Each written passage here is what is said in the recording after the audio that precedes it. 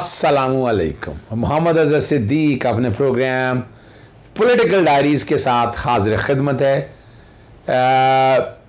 इमरान खान साहब ने लॉन्ग मार्च का फ़ैसला कर लिया है और जो मैंने आपको 12 अक्टूबर डेडलाइन दी है उससे पहले जो मेरी इतला है वो हो रहा है। और जैसे मैंने बताया था पहले भी chief of the army staff का मेरा ख़्याल है फ़ैसला हो चुका है।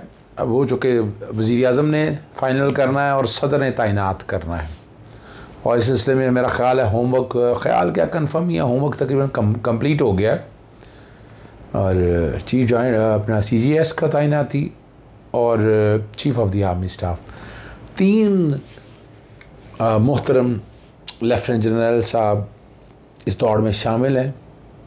अब कौन होता है मुझे तो अंदाज़ा है लेकिन आपको पता चल जाएगा। लाहौर हाई कोर्ट में 12 अक्टूबर के लिए जुडिशल कमीशन का इजलास बुला लिया गया है। लाहौर हाई कोर्ट के 13 जजेस जो हैं एडिशनल जजेस हैं, इनको कंफर्म करना। इनकी तैनाती मई 7, 2021 को हुई थी 1 साल के लिए, फिर इन्हें 6 साल की एक्सटेंशन मिली और अब इसमें से कितने कंफर्म होने हैं मुस्तकिल जज के तौर पर और कितने जजेस कंफर्म नहीं होने। 13 के 13 तो आप कहें सारे के सारे तो कंफर्म नहीं हो रहे। मेरी इतला समझ लें, अंदाज़ा ले लें, मैं क्या सराइयों में नहीं जाना चाहता। ख़ास तौर पर 3 जजेस तो ऐसे हैं। एक हमारे वकील हैं शेख अकरम साहब और पाकिस्तान मुस्लिम लीग नून के काफ़ी करीब हैं। उनके साहबजादे हैं, वो बड़ी शिकायत हैं जज पोकला के साथ बदतमीज़ी करने का, उनका जारहाना रवैया। काम करना तो करें, बाहर में बहुत सी बातें होती हैं उनके बारे में और ये भी कहा जाता है कि जहाँ पॉलिटिकल ताल्लुक़ हो तो वहाँ उनका नुक्ता नज़र कुछ और होता है। ये बाहर में बैठे बातें हो रही हैं राहील कमरान, जस्टिस राहील कमरान शेख साहब के बारे में। बड़ा मुश्किल है सीट पे बैठकर उस सीट के साथ इंसाफ करना और बहुत से गुफ्तगू हैं, बहुत से सवालात हैं और बहरहाल मेरा अंदाज़ा है। और इस लॉट में जो बहुत बेहतरीन जज हैं, मैं जस्टिस सोहेल नासर साहब का भी सुन रहा हूँ कि वो भी शायद कंफर्म नहीं हो रहे, या जस्टिस शकील अहमद का भी सुन रहा हूँ कि वो शायद कंफर्म नहीं हो रहे। लेकिन इस लॉट में जो सबसे ज़बरदस्त तरीन जजेस हैं उनमें जस्टिस अमजद रफ़ीक साहब हैं, जस्टिस आबिद हुसैन चट्टा साहब हैं, जस्टिस अनवार हुसैन बहुत बेहतरीन जज हैं जी। ये मैं बता दूं आपको, अपने काम के साथ इंसाफ करते हैं और शक्लों की तरफ नहीं जाते, चेहरों की तरफ नहीं जाते। अगर इसी तरह जस्टिस अलीज़िया बाजवा साहब बहुत मेहनती आदमी हैं, जस्टिस रज़ा कुरैशी साहब सिविल लॉ में कमाल बेहतरीन फ़ैसले किए हैं उन्होंने और मैं सिविल लॉ में इतना एक्सपर्ट नहीं समझता था लेकिन कमाल कर दिया उन्होंने।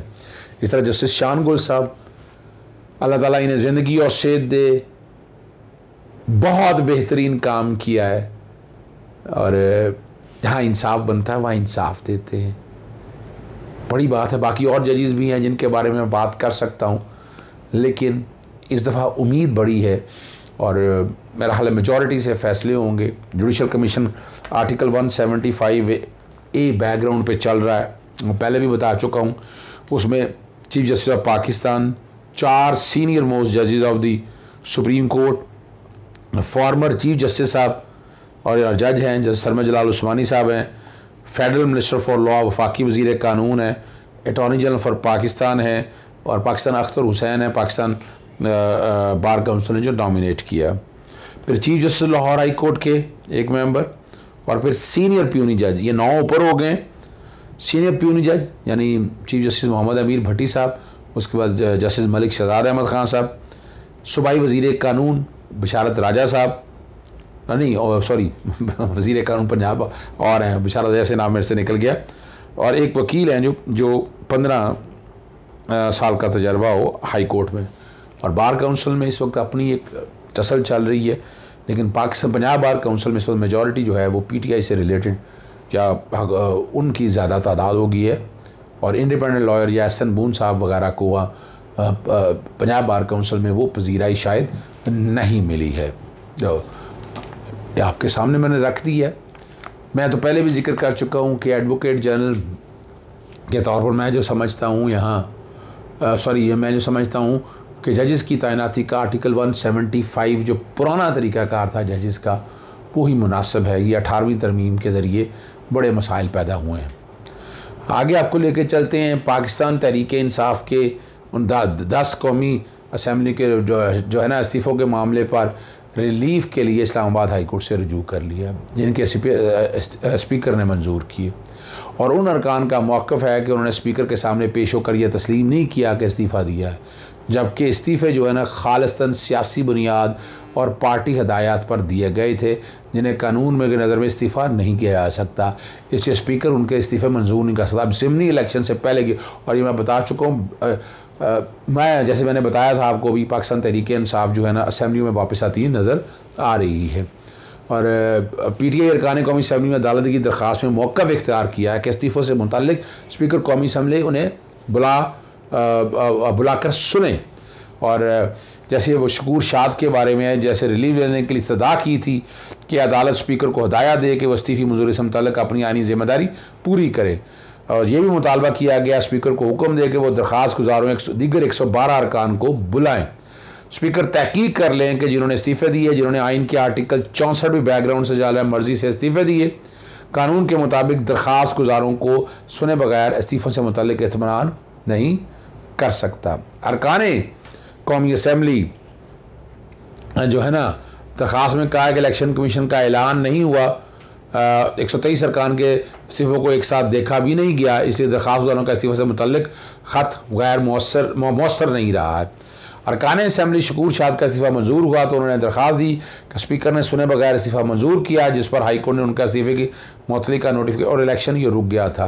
तहरीक अदम के बाद PTI ने मुस्तफ़ी होने का ऐलान किया था, ये आप सब लोगों को पता है। और दरख्वास्त गुजारों यानी जो उन्होंने जो पोजीशन सारी रखी है, और ये बुनियादी तौर पर यही है कि PTI जो है वो कौमी असम्बली में वापस आ रही है।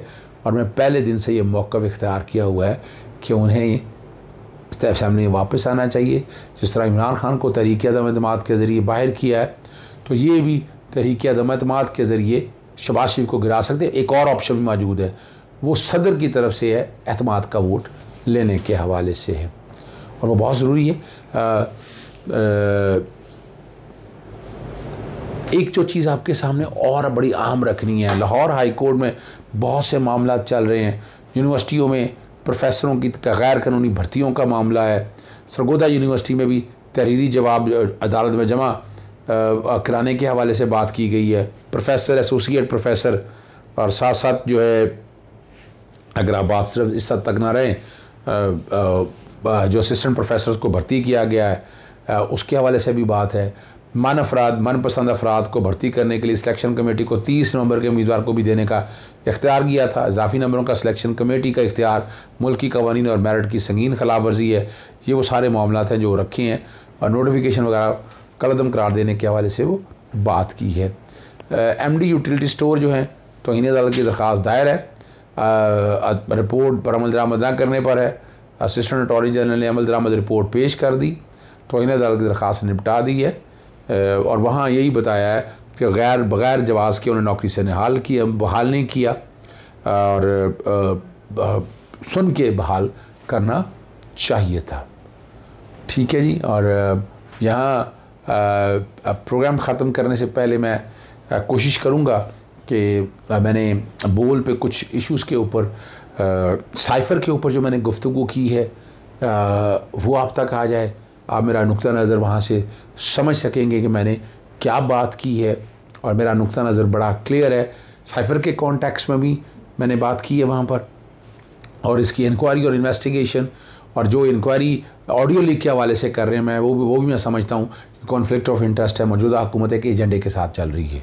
सुनिएगा। अच्छा ज़रा, क्योंकि साइफ़र पर मुझे बात करनी है और टेक्निकली हम आज बात करेंगे, क्योंकि ज़ाहिर तहकीकाती कमेटी जो तश्कील दी गई है, ज़रा मैं अज़हर साहब का उस पर टेक लूँ। अज़हर साहब, जब खुद पब्लिक किया जाता है कोर्ट हुकूमत की तरफ से, तो क्या इस पर तहकीकात का आगाज़ हो सकता है, और कैसे हो सकता है, इसको साबित कैसे किया जाएगा कि साइफ़र का मिस यूज़ या यूज़ हुआ? अच्छा, मैं जरा आप लोगों के लिए बड़े आसान से लफ्ज़ों में बता दूं, ऑफिशियल सीक्रेट एक्ट को जरा पढ़ जी जी। लें। ये मुल्की मफाद के खिलाफ की बातें हो रही हैं। कोई भी ऐसा डॉक्यूमेंट, इंफॉर्मेशन जो मुल्की मफाद के खिलाफ, तो साइफर पे ऑफिशियल सीक्रेट एक्ट का इतलाक होता ही नहीं। क्यों? क्योंकि जो उसके कंटेंट्स हैं, कंटेंट्स का मकसद है पाकिस्तान को धमकाना, डराना कि आपने तहरीक अदम एतमाद के जरिए इमरान खान को उतारना है। अगर हाँ। नहीं उतारेंगे तो आपको फिर भुगतना पड़ेगा। ये तो हमारे अंदरूनी मामलात में मुदाखलत है। मैं इस अमल को तो मैं बगावत समझता हूँ। उस साइफर के हवाले से जिन जिन लोगों ने जो जो किरदार अदा किया, वो बगावत के इमरान खान साहब की गवर्नमेंट ने जरा हाथ हल्का रखा, और उन्होंने, मैं तो उस वक्त भी कहता रहा था कि ये सडिशन और बगावत बनती है। अब आते हैं वो साइफर के कॉन्टेक्स्ट में। कोई चीजों का मुझे अंदाजा है। साइफर जब आया, फॉरेन अफेयर्स में आया, कोड उन्होंने बता दिया, और फॉरेन अफेयर्स के बाद बाकायदा मुझे अच्छी तरह याद है कि इसको शायद डी क्लासिफाई किया गया और भिजवाया गया स्पीकर नेशनल असेंबली को। स्पीकर नेशनल असेंबली ने उस वक्त 4 अप्रैल वाले दिन कहा कि आज, सॉरी अपना 9 अप्रैल वाले दिन कहा कि आ जाए, इस पे गुफ्तगू करें, बात करें। किसी ने नहीं की। चेयरमैन सेनेट को गया, सदर पाकिस्तान को भिजवाया, सदर पाकिस्तान ने उसकी की कॉपी जो है, अब बड़ी सिंपल सी बात है कि वो डॉक्यूमेंट जो कह रहे हैं गुम गया, उसकी कॉपी तो हर जगह पड़ी हुई है। अजरा मजाक और दुख और अफसोस इस बात का है कि इस बात को एक्सप्लेन कौन कर रही है, ढूंढने का मकाम है गवर्नमेंट का। मरियम नवाज की हुकूमती नुमाइंदे, कोई वजीर है, कोई मशीर है, उनका क्या ताल्लुक है? ये कोई सियासी जमात का साइफर नहीं है, ये हुकूमत वक्त का है। अब जो ये तहकीकाती कमेटी आगाज करेगी, सबसे पहले कि जो अगर साइफर यहाँ मौजूद है वजीर आजम हाउस में या नहीं, पहले ये इसका तयन करेगी, फिर ये ऑडियो लीक्स का मामला देखेगी। तो फिर ऑडियो लीक्स तो इनकी अपनी है, सबसे बड़ा सवालिया निशान तो इनके अपने ऊपर भी तो लग जाएगा। वो कैसे करेंगे तहकीकात? अच्छा, पहले तो मैंने लिख दिया हुआ है बाकायदा, सदर को लिखा, वजीर आजम को लिखा कि जो ऑडियो लीक्स के ऊपर एक judicial commission at least 3 chief justice of the high court से बनाए या हाजिर सर्विस जजेस 3 हो। ये मेमो गेट स्कैंडल में हो चुका है। मेन किरदार हुसैन हक्कानी था, इसके पीछे भी हुसैन हक्कानी है। मैं जरा चीज को एक और एंगल की तरफ लेके जा रहा हूँ। यानी इन्हें डर और खौफ किस बात का है? जब ऑडियो लीक्स हुई है ना, तो उन्होंने कहा ये ड्रामा क्या किया जाए। कॉन्फ्लिक्ट ऑफ इंटरेस्ट पूरी दुनिया में। इल्जाम है इस गवर्नमेंट के ऊपर कि इन्होंने वो एजेंडा को इम्प्लीमेंट किया है। अब उसकी इंक्वायरी जो है, या साइफर की इंक्वायरी जो है, ये खुद करने जा रहे हैं। वो कैसे कर सकते हैं आप? आप पे तो इल्जाम है। आपको इतना शौक है तो जब आप चाहिए था, Pakistan commission of inquiry act 2017 के तहत इन्हें चाहिए था खुद बना देते कमीशन, और 3 chief justice of high court डालते साथ, और सुप्रीम कोर्ट के या सुप्रीम कोर्ट जजेस डालते, तो बात क्लियर हो जाती। अब चूंकि ऑफिशियल सीक्रेट एक्ट भी नहीं लागू हो रहा, अब समझ नहीं आ रहा। और यही जो मुतालबा है अजहर साहब, ये पीटीआई का भी है कि एक आज़ाद जुडिशल कमीशन इस सारे मामले पर बनाया जाए, जो आप भी बात कर रहे हैं। जाहिर है जब ये आगे मामला बढ़ेगा तो ये किस रुख पर जाएगा, इस पर हम बात कर रहे हैं, और आगे भी हम कोशिश करेंगे कि इस पर मजीद डिबेट की जाए। जी, आपने गुफ्तगू सारी सुन ली है। इजाज़त चाहता हूँ। अस्सलाम वालेकुम, अल्लाह हाफ़िज़। पाकिस्तान जिंदाबाद।